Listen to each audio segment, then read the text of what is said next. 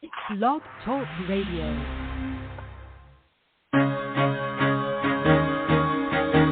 Carol the Coach. Sex, love, and relationships. We talk about it here. Carol the Coach. Compassion with contemporary relevance. I am a psychotherapist. I can be your personal life coach, and I can help you with your issues. There are no problems too small or too big. You can talk about anything. Speaker, columnist, radio TV host, and commentator. Carol the Coach brings messages of wellness and empowerment within reach of everyday people every day. Almost 5 years ago, I lost my soulmate in an accident. He was killed in a plane crash. Life just, for me, has seemed to stop. There are groups all over the city. I teach one.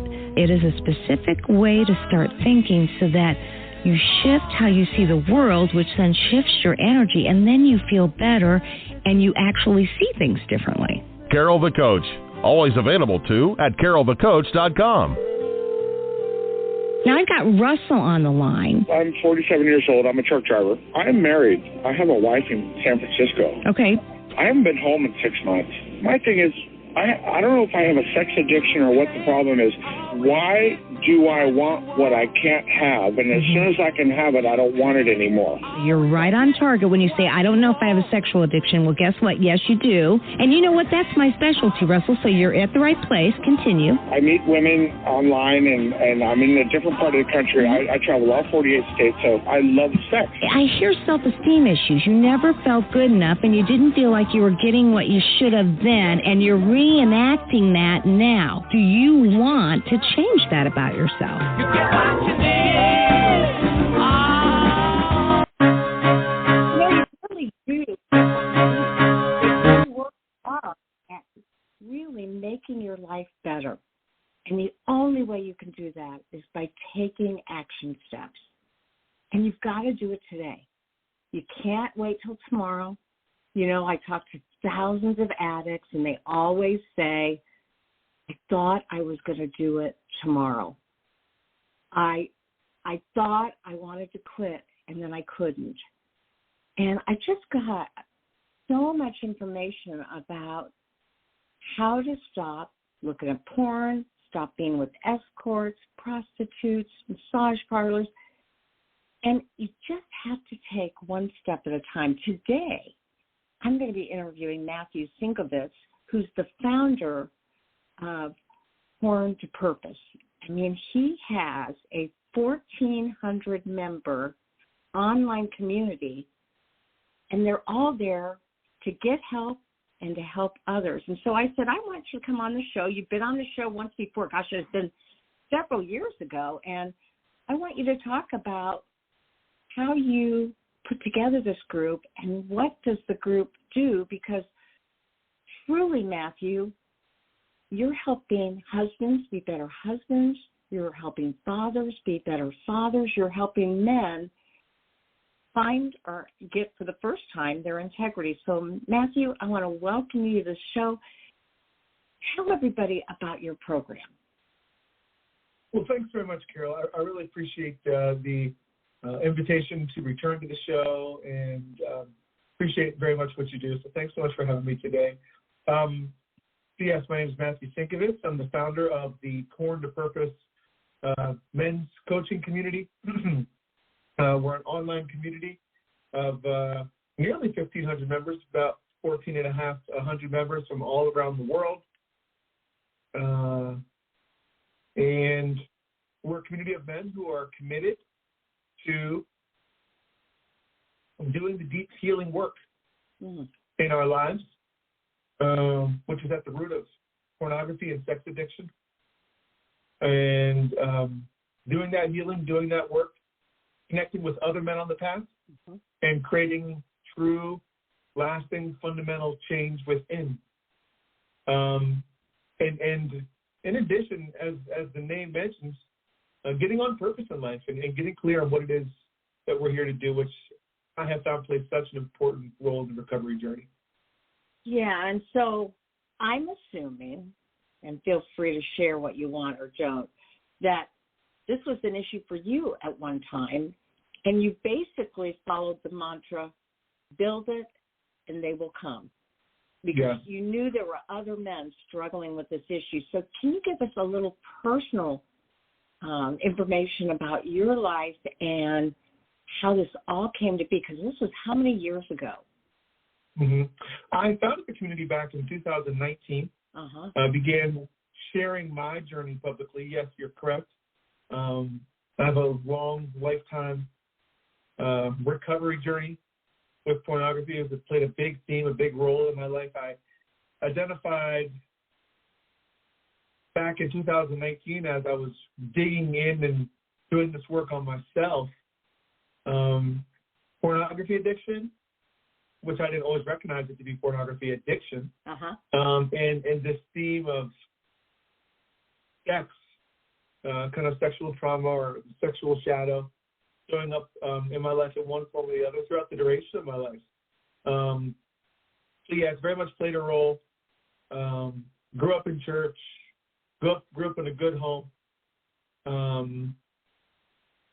and found porn early on. And as I've done the work and investigated the root of this, I recognize that I found porn as a coping mechanism, a means to help me emotionally regulate, find connection, to find validation, kind of hack sex, if you will, take a shortcut. And it's something that I struggled with from my early teens, I would say, up into my 30s. And you said something interesting. You said hack sex. What did you say? Yeah. What I've found is, so you're in the recovery realm. So have you heard this concept that the opposite of addiction is not sobriety, but the opposite of addiction is connection? Oh yeah.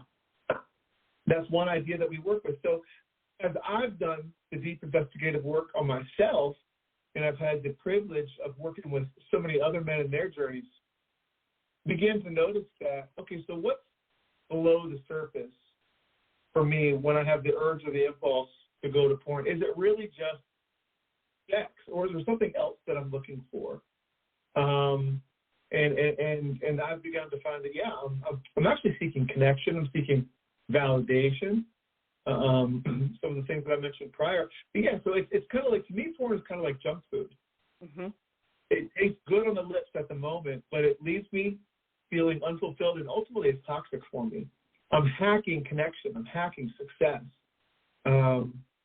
And well, I asked you about that term because my experience is when men become too reliant on pornography, it absolutely destroys relationships and or prevents them from occurring, because you learn how to self-satisfy, but now you don't know how to do it with a real person.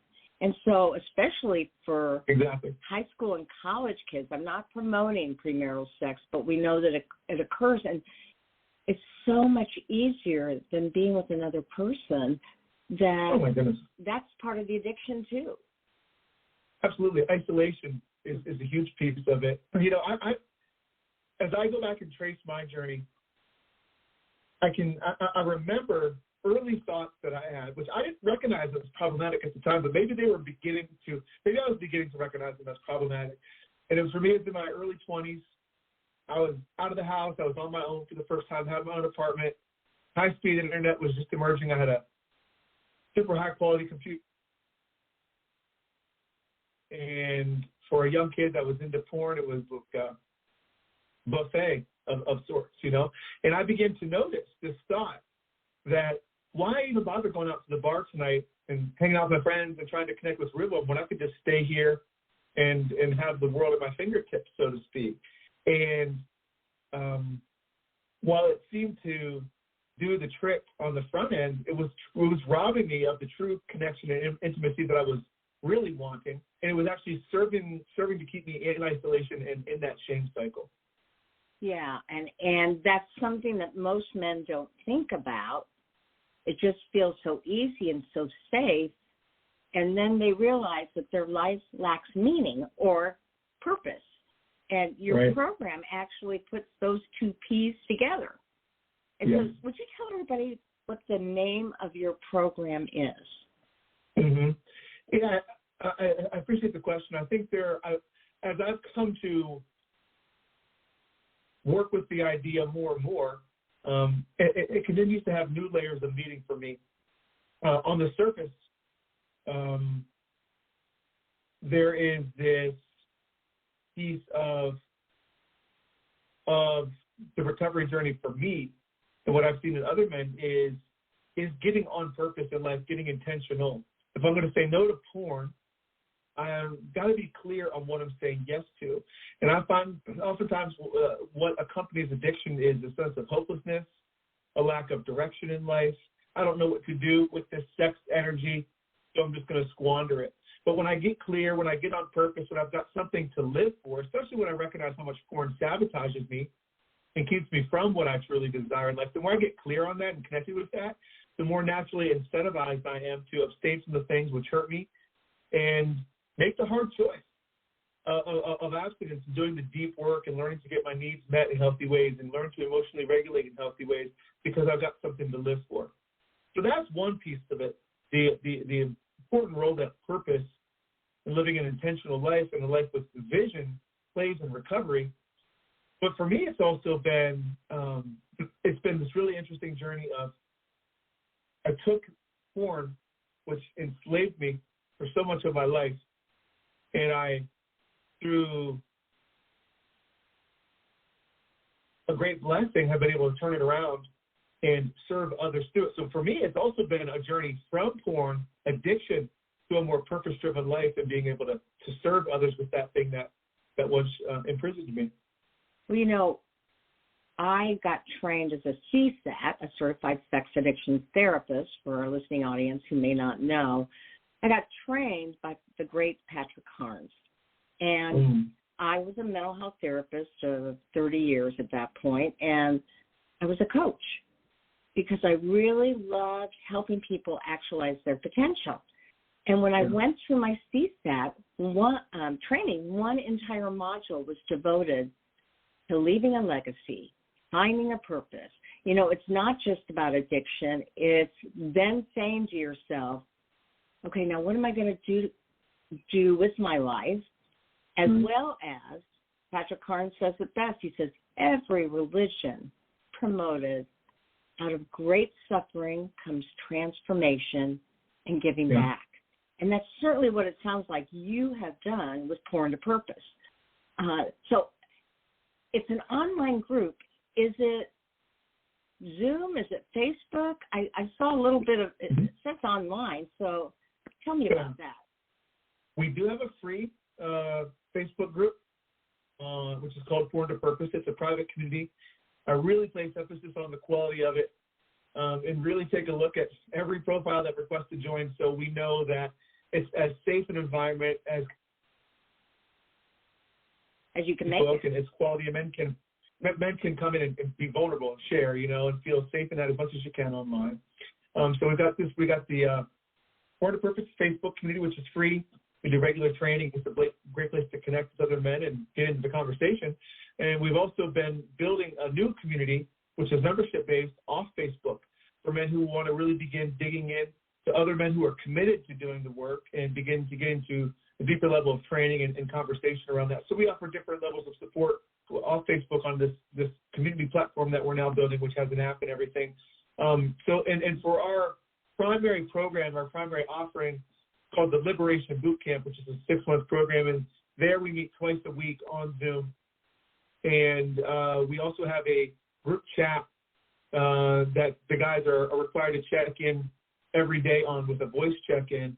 So there's a lot of connection that way, which I find to be really important part of the journey. So yeah, it's a blend of all those things. Mm-hmm. Well, so you just keep expanding this and expanding it, and you can't talk price on a podcast. It's against the law. But I know that you feel that this online membership where you get in group twice a week is pretty affordable. Is it not? Absolutely it is. Yeah, we've actually, with the new iteration of the community, we have structured it very intentionally with to reach a much larger audience. That's part of this new iteration, and also to be accessible to anybody that is truly committed to showing up and doing the work. Mm-hmm. So without naming names or breaching any kind of confidentiality, you obviously have found your purpose, and that's to help other men. How have some of the other men found their purpose? That's a good question. Purpose to me, Carol, it's I wouldn't say it's a moving target, but it's ever evolving and ever expanding. Mm-hmm. I'm not sure I'll ever get to the point in my life where I'll say, I have found my purpose, here it is, and I'm done. To me, it's like the summit of a mountain, where maybe you get to the summit and you thought it was the summit, but you realize it was a false horizon and there's just another summit ahead of it. So to me, as I move toward purpose, it becomes more clear, and it continues to open up and blossom in front of me. So, yes, part of my work in this world and part of my purpose is that I've seen men get on purpose in many ways. I think the greatest transformation that I've seen with men is, it can look like a number of things, from getting engaged to a new job opportunity or getting into better shape, right? But the biggest transformation that I see with men is in relationship to themselves, in relationship to their families, and getting on purpose with the man that they're called to be in the world. So it might be getting on purpose in terms of living in alignment with the values that are in our heart. Getting clear on what those values are and living in greater alignment with the men that we're called to be. Yeah, I don't know if you've ever seen the intimacy pyramid, but it's where you really list the values that are most important. And, although this applies to anybody, specifically addiction is about truth and honesty, and then self-care and nurturance and empathy and safety, whether it's within themselves or within their families. And so connection comes before intimacy, but vulnerability comes before connection. And I would think there'd be some men would want to join, but they'd be a bit vulnerable. What do I say? How much do I share? What will they think? Yeah. Do you find that to be true? I do, and I think the solution or the answer to that, it's manyfold. I think, the old adage that says, you'll do what it takes and you'll make the change when the pain of making the change or the pain of staying the same becomes greater than the pain of making the change. So maybe you find yourself at your rock bottom, which we can all relate to, those of us that come from recovery, say, you know what, I don't care what it takes. Anything is better than this. So I think every man has to find that for himself, first of all. And the second piece of the puzzle, I think, is on me, is on us as a community to create the container and create the and be clear about the message that this is a safe place to show up. Because I think safety is conveyed. I could say this is all day long, but if a man doesn't feel safe by maybe the subtle cues that are being demonstrated in the language and the values and the others that are going before them within the community, then I can say it's a safe place or a safe container all day long, but they've got to really feel that within themselves. And I don't think you can bypass that. So I think those are the two pieces of the puzzle in terms of overcoming that vulnerability. Mm-hmm. So in part, vulnerability is an aspect of getting clean and being authentic and transparent and admitting when it's hard and that we can do hard things, right? Yes. Okay, and so they got several ways of joining. They can be part of the free Facebook page. And how can they find that page? Because I know you said we really look at people hard that want to be in this. We want to make sure that that's safe. That's you being the container for them. Right. So if you just go to Facebook, you can just look for Porn to Purpose. It's a private group. Again, so you got to make a join request, and typically we let guys so we can see their profile picture. Yeah, that can be really important. Yeah, and they're going to honor everyone else in the container as well, right? So they can find us on Porn to Purpose Facebook group, and then they can just go to porntopurpose.com, which is where you could access and get more information on our community membership, et cetera, if you're looking to maybe dig in and begin doing the work. Mm-hmm. Well, I know when you sent me some literature, you had not spelled out porn. You had Right. P asterisk, what was it? Right. And then RN? Yeah. Yeah. And, that's so interesting because I will have to see as it's published if they change that word.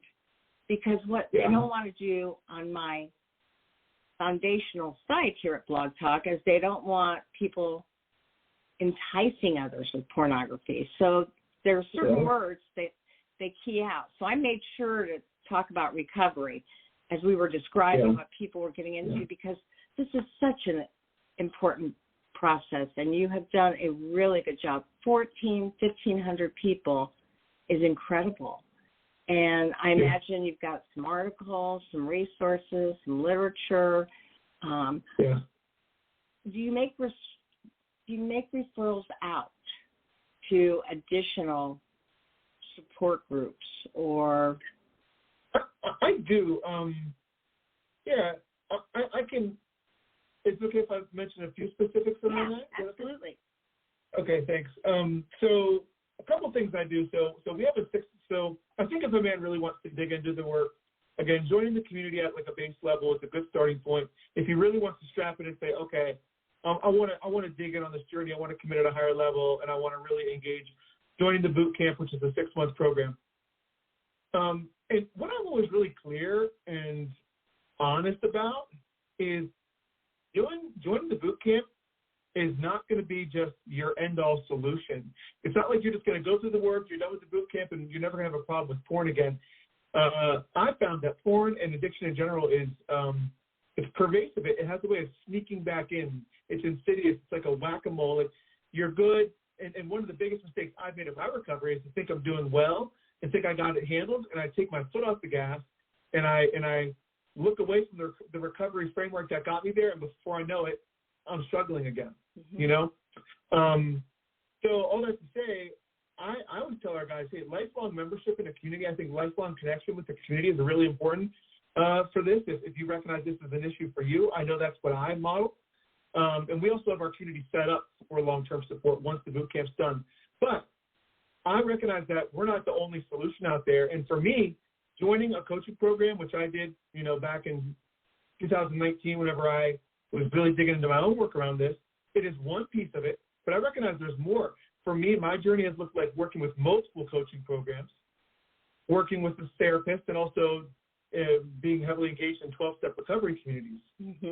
So for guys that graduate from our program, especially guys that maybe they do well for a period and they begin to fall back into some turbulence in their recovery, I say, okay, you did the work, you showed up, you've got a good foundation, and maybe there's another layer that you get to go to. Maybe it's go finding a CSAT such as yourself, Carol, which is what I did. I worked with a CSAT, and my counselor was a therapist, was CSAT and IFS trained. So we did some really beautiful work there. And then I found the 12-step recovery community of SAA, and I did deep work there, and I continue to remain engaged in that community, and that's a continued part of my recovery journey. So both of those I always recommend. And, for some of our listeners, this may be the first time they've gotten on and talked to or listened to How Can I Recover from Porn. You better tell them what IFS is, because I know that not everybody knows some of the jargon. Sure. Yeah. So IFS was developed by Richard Schwartz, I believe. It stands for Internal Family Systems.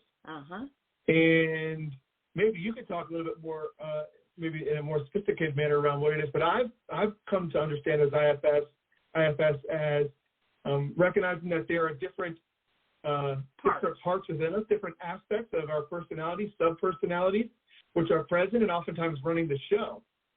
And these aspects of ourselves are in different stage of growth and development. And part of what we get to do is reconnect with these different aspects of our parts, of ourselves, these sub-personalities, reparent them, and bring ourselves and integrate them and bring ourselves to a great degree of wholeness.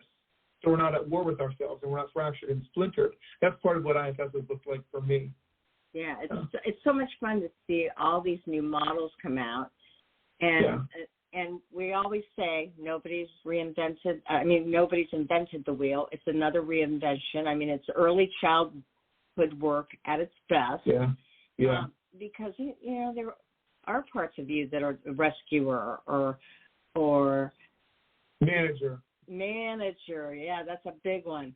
And so when you start to make peace with those parts, you're not as conflicted about yourself and what your needs are.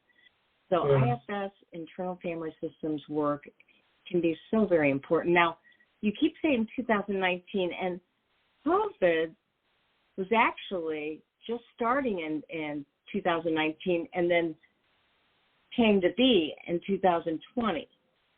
Yeah. So how did COVID affect your group? Well, I'm not quite sure exactly. I have ideas. I can tell you that I was kicking the group off 19 into 20, and I know having an online community and what was becoming an online business was quite convenient at that time. And we were all at home anyway, and we were coming together online anyway. So it made a lot of sense to be building an online business and developing my personal practice online. So I think it helped in that way because I was focused on it. But two, we were all, I think it's safe to say, we were all more isolated during that period. We were all in our homes by ourselves, in front of the screens by ourselves, connecting virtually a lot more during that period. And I don't know about you, but for me, it was very triggering, maybe a nearly traumatic period. And for me, a lot of stuff came up for me during that period. And I think a lot of stuff came up probably for a lot of people. And there was a lot of work to be done. I think a lot emerged probably for us individually and collectively during that period. So maybe that pushed people deeper into their addiction and maybe pushed people to seek help and connect with others as well during that period. Well, and I'm no stranger to couples work, and I'll have to say that at home there were some really clear boundaries for couples as to leave the door open, to hold yourself accountable.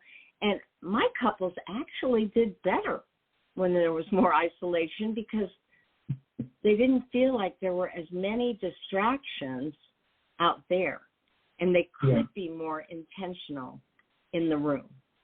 That makes sense. Mm-hmm. Oh, I just wondered if you found that COVID affected you, because I absolutely agree with everything you said, too, that, it was very isolating. I know I became a strategist for myself personally on how could I maintain friendships and relationships.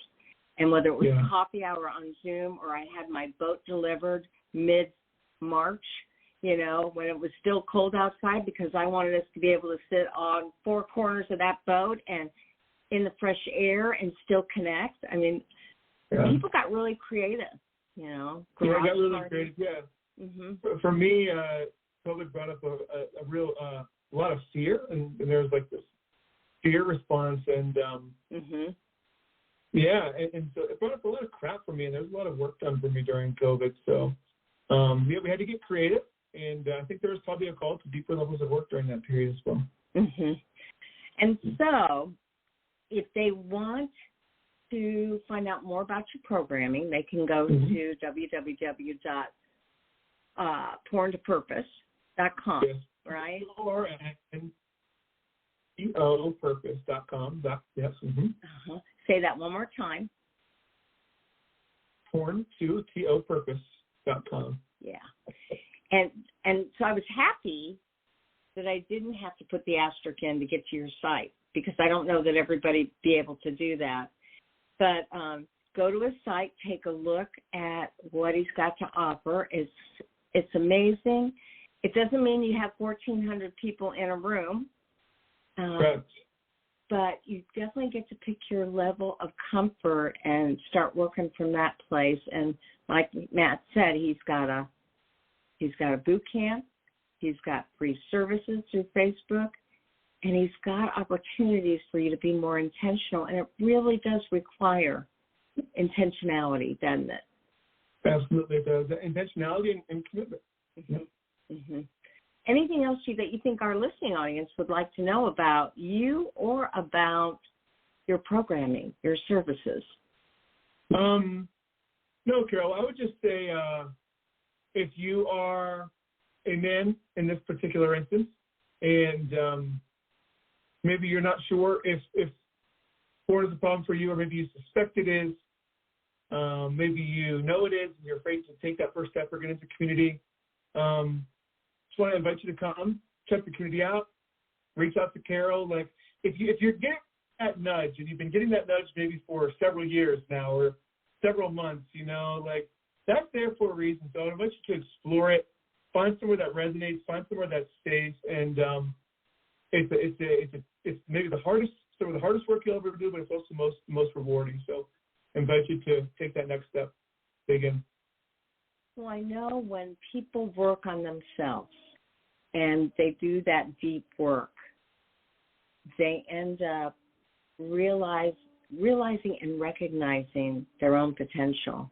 And I loved when you said Porn to Purpose is not so much giving back as it is creating purpose for one's life anyway, with family, Absolutely. in your career, with your friends.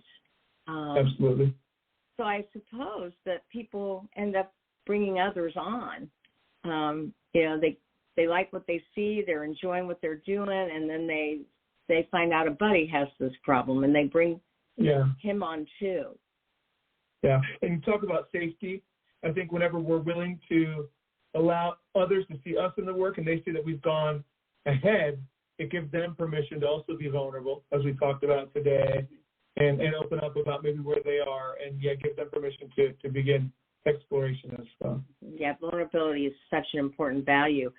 And are you getting this out to the churches and the synagogues and, Well, we're an interfaith community, and we serve men of all walks. We've got men from many faiths and traditions. So I don't focus outreach specifically on church, but the message is very much an interfaith message. For me, there's a very strong spiritual component to it, and it's an invitation, I think, at the deeper levels of this work. I think addiction in general to return to that conversation of a potential relationship with God or your higher power, whatever it might be.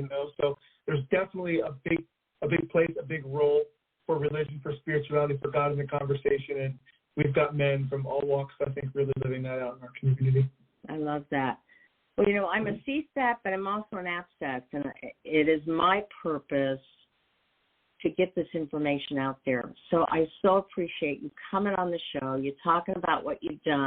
It's really grown since I've seen you last, and you're truly an entrepreneur because you're figuring out how to get your message out to more people, as well as at a deeper level to do the hard work and the transformation that's required to be the most centered and actualized person you can be. So, Matthew, thank you so much, and keep me posted. And I just really appreciate the work you're doing. Well, thanks so much, Todd. I really do appreciate it. It's really good to be here and to share with you again. So thanks so much for the invitation. Absolutely. You make it a great week. I know you will, and just keep creating. It's really, really powerful. I'll do that. Thanks so much. You're welcome. So as you can see, this guy has just put it together, and he's making a difference. So take advantage of it. If you're debating on whether you should, I say get online and give it a chance. I know Matthew has the highest standards and really is trustworthy in his word. And then I was going to just tell you that I'm super, uber excited. Help Her Heal came out in Spanish. You know how I'm so excited that it made a 12-step group. It came out in Spanish. Unleashing Your Power, I thought was out in Spanish, but they actually made some revisions. So it's going to be out in Spanish. And probably the most exciting news for me is that my publisher asked me if, like, Help Them Heal, my book for couples, if I would do an Audible for Help Her Heal. And I said, why would I do that in 2018? It's kind of old stuff. And he said it is the fastest growing book on empathy and sex addiction out there. And he really believes that it's a way for men who have read the book to now listen to the book, to listen to my voice, and to help them through those 12 chapters, those important concepts, help them with their feelings, help them understand how a wife may have a traumatized brain, help them understand the fundamentals of sex addiction, and then, of course, trigger busting and empathy and shame resiliency. So at the end of the month, I'm going to be recording Help Her Heal and hope to have it out in the fall. So blessings just keep occurring, and you are a blessing in my life. So thanks for listening today. As always, there'll only be one of you at all times. So fearlessly have the courage to be yourself. And we will definitely see you for more sex help with Carol the Coach. Make it a good one.